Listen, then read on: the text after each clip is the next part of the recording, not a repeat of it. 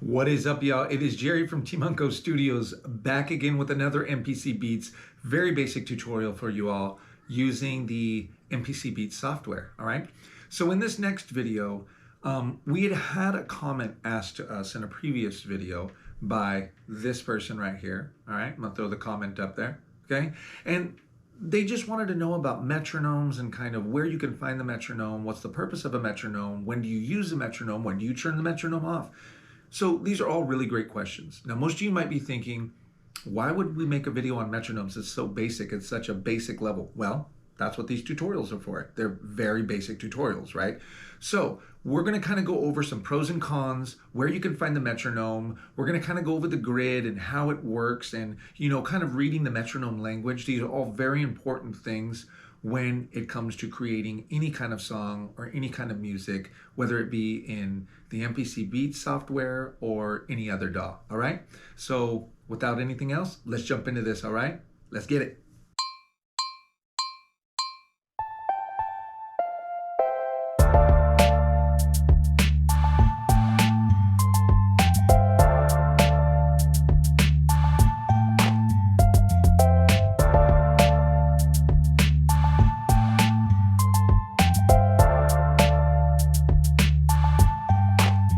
All right, what is up, y'all? We are back. Let's go ahead and take a gaze down onto my screen here. And as you can see, I've got just an empty project kind of going on here. Don't have much of anything going on. It's just basically an open template, all right? So, metronomes. Where's the metronome? How does the metronome work? Simple, basic function, right? If you look at the center of your screen, up at that little top toolbar there, we're going to kind of just work everything from our kind of metronome here all the way down and kind of just go over what some of these functions are really quick, all right?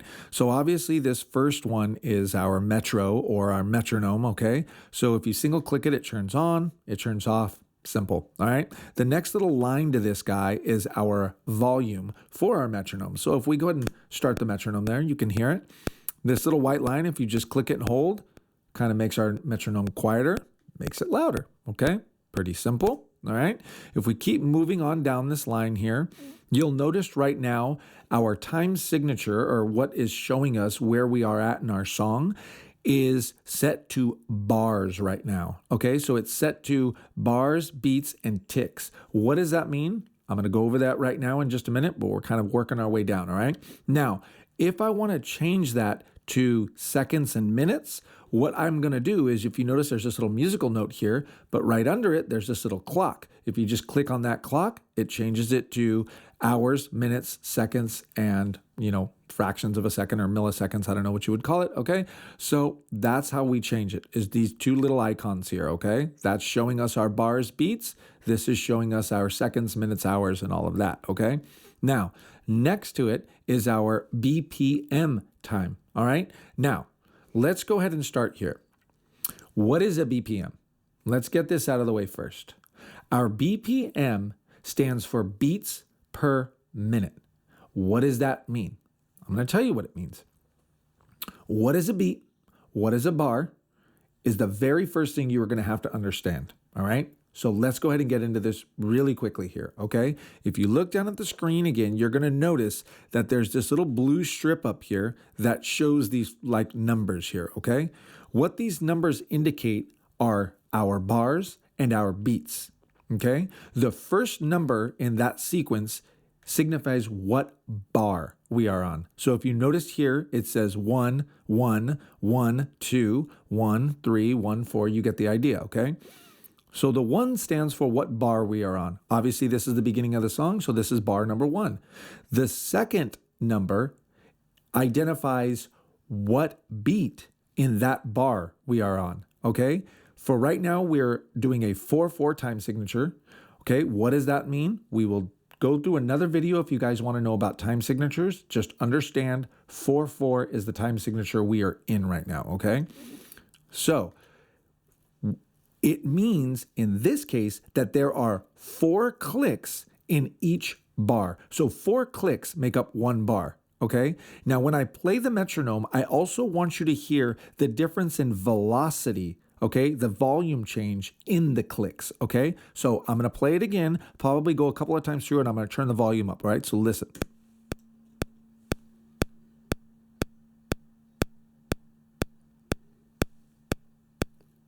So if you notice, every time it got to a new bar, you hear the click goes click, click, click, click, click, click, click, click. The purpose for that is to let you know where that starting bar is, okay? So that's the reason why there's that kind of louder click and then the 3 clicks following it, because we're in 4/4 right now, all right? So the math breakdown behind that goes as such.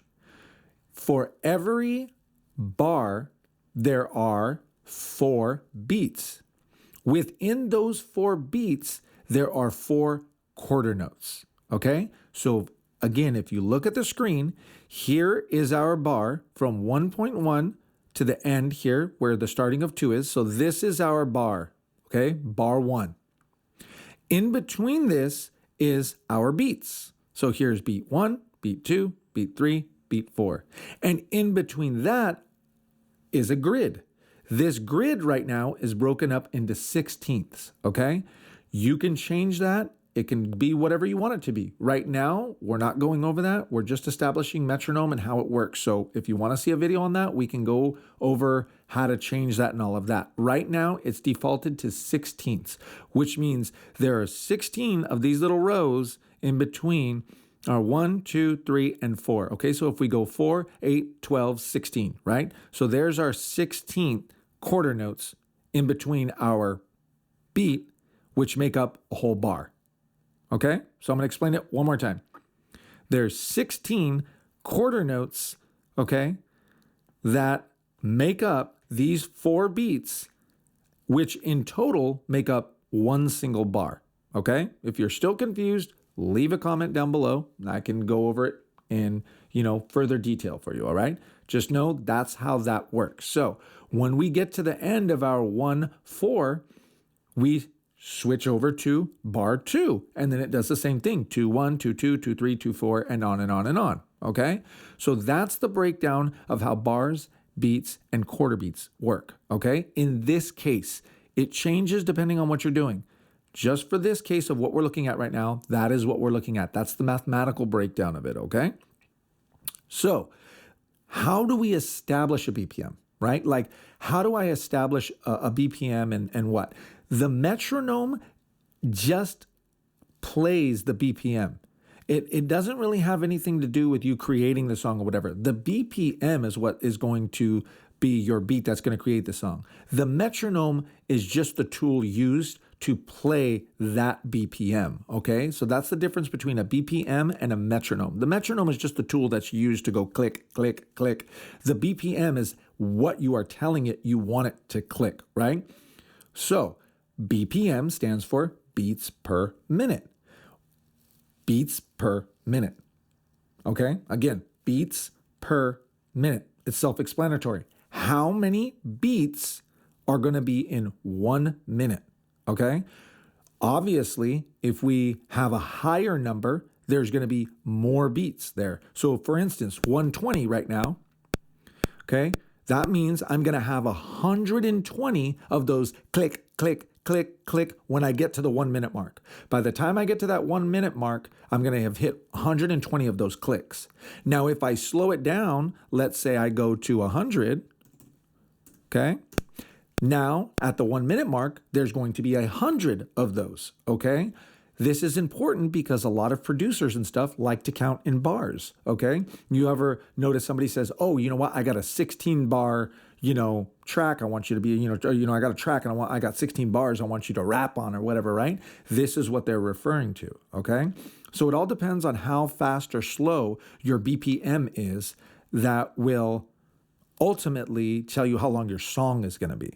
Okay, I know it sounds confusing, but if you have any questions, again, like I said, you guys are always free to, leave a comment, email, anything like that. I would be more than happy to answer any of your questions, okay? So moving on. Now, how does this all benefit me? I can show you how it benefits you, okay? So let's go ahead and say 100 BPM is where I'm at. I want to write my song at 100 BPM. It sounds good. I like where this click is, let's put something to this, okay? So let's go ahead and I think I have a defaulted grid kick here. Okay, so let's go ahead and just put this grid kit in, all right? I don't have my MIDI controller hooked up or anything. I'm just gonna manually put this MIDI information in, okay? So let's go ahead and at the starting of every one of our beats here, we're gonna go ahead and add a kick, okay? And we're gonna go all the way across the board, okay? So let's go ahead and just add a kick here. All right, so now we've got our kick kind of added, at the beginning of each of those clicks, okay? So it should be right with the metronome here. Okay, so it doesn't sound like much, but it's the beginning of something, right? And you can hear that click is right on that beat, okay? So let's go ahead and turn the metronome off and then on again while it's playing so you can hear the difference of where the metronome is in and out of this kind of kick that we got going on here, okay? Okay, metronome is off. Metronome on. Okay, so that's kind of how that sounds. Now, it almost sounds perfect, right? Because it is perfect. You are right on that beat. Boom, boom. You're right on that click, right? Some people love this. They want to be right on time. They don't want things out or askew or whatever. Some people don't. Like for instance, us here, we do a lot of live music. So a lot of the times things are kind of not always right on time. But if you are a big time producer like Charlie Puth or something, they like to keep that time signature real tight and real, It's just the way that they create, okay? So really it's all your preference. How do you want it to sound in the final product? This is the reason why we establish BPM at the beginning of the song, okay? Now, a BPM can also be a little bit manipulated and you don't necessarily have to be playing a live instrument to get that live sound. How do you do that?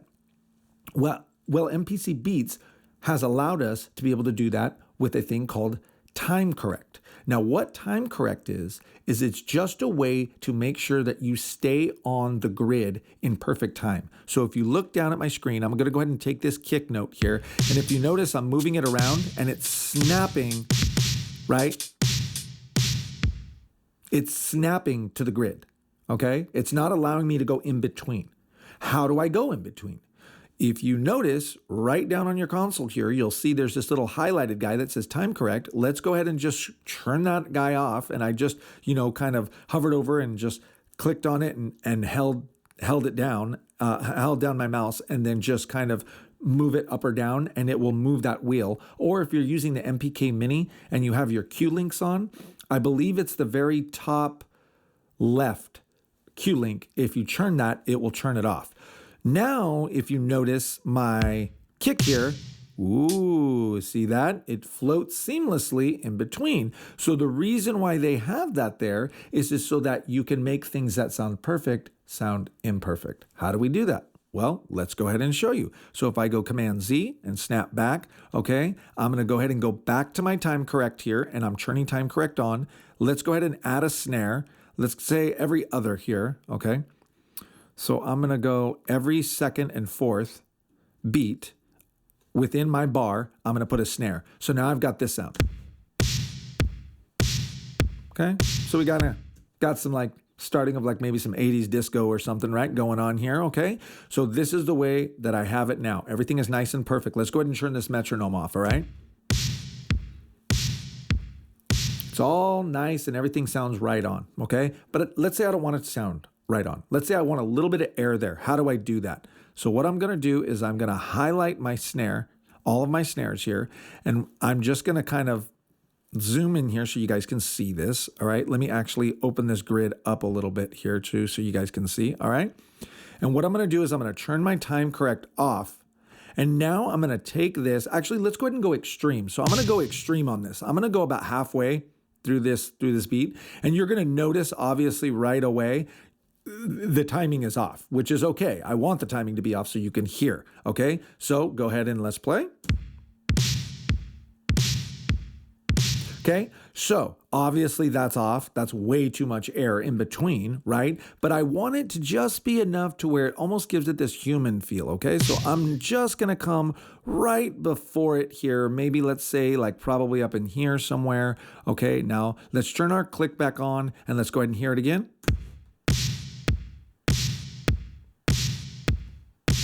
So you notice it's just off. It's not even off all the way. It's just barely off. It's kind of just like, it gives it that human feel, No human has perfect timing. I've played with hundreds of drummers, and a lot of them like to add that little bit of air. It adds something to your music, When you have it on time and it's perfect, it doesn't necessarily take anything away from it, but it just doesn't give it that full live feel of an actual human. It sounds mechanical. It sounds like a machine, a robotic, I guess you could say, So this is one way where you can establish your beat and be able to humanize it and kind of make it sound like it's an actual live drummer, okay? So the last thing I'm gonna show you guys and kind of explain is how you can keep this little beat here and change it to whatever BPM you want to.